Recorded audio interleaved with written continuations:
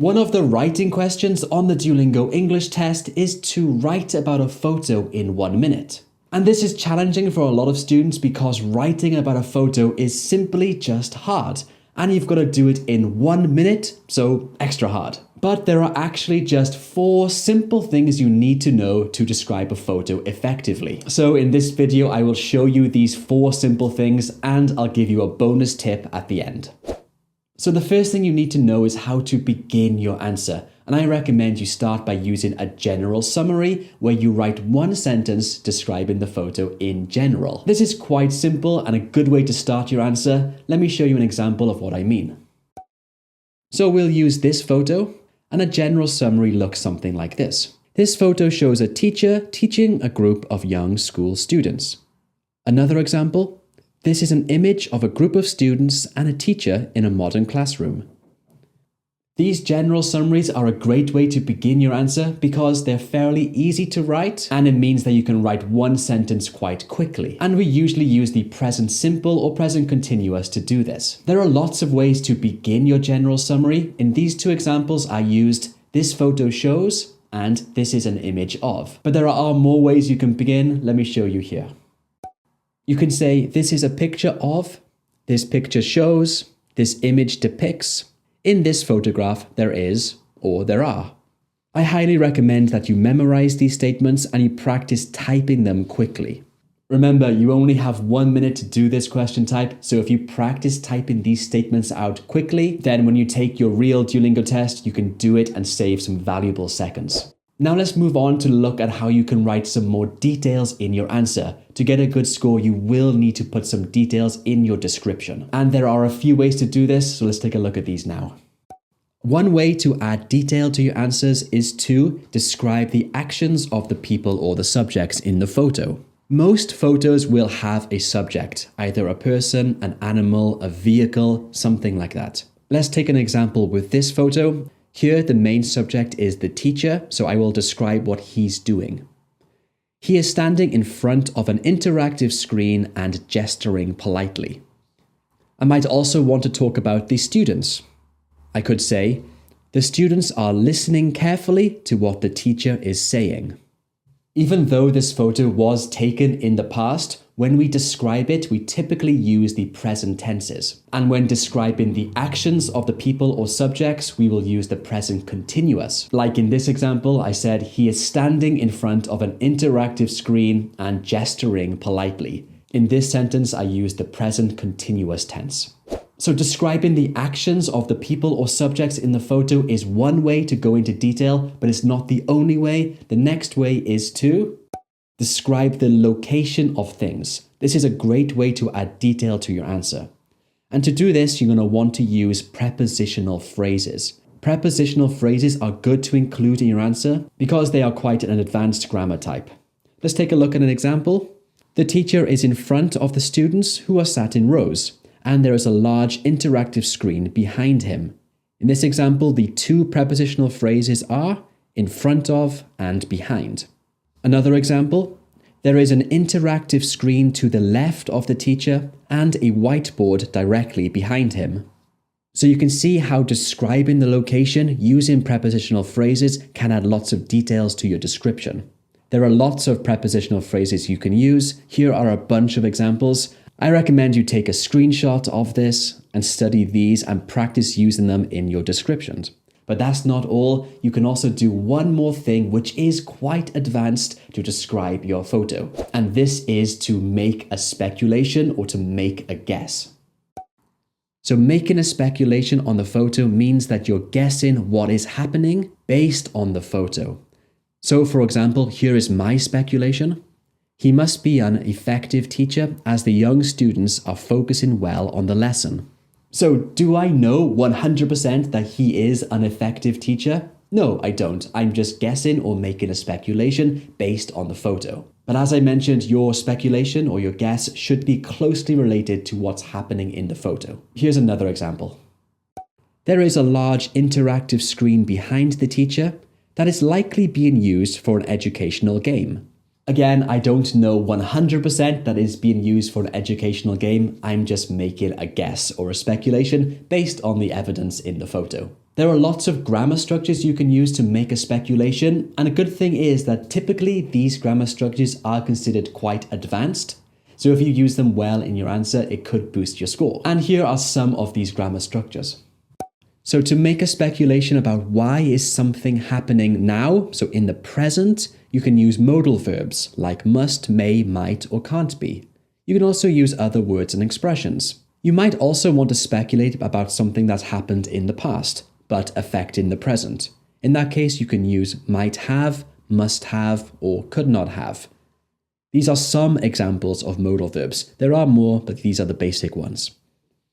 So those are things you can write about in your photo, but now I have a bonus tip for you, and it is to always try to use descriptive language, words like adjectives, adverbs, and prepositions. Using these words will give you extra points because vocabulary is on the scoring criteria. And in my examples so far, I have used lots of these words, but let me show you one more time to remind you. So this is a full answer, and the descriptive language or descriptive words are in orange. So we have young, in front of, politely, effective, well. These are all adjectives, adverbs, and prepositions, which you can use to describe your photo in more detail. Another example, here the descriptive language is modern, in front of, large, behind, educational. Again, useful descriptive words to describe a photo and boost your score for this question type. So that's how you describe a photo, but now you need to practice. So I recommend you watch this video here to see lots of photos with sample answers. This will be a great way to practice, so I'll see you in this video.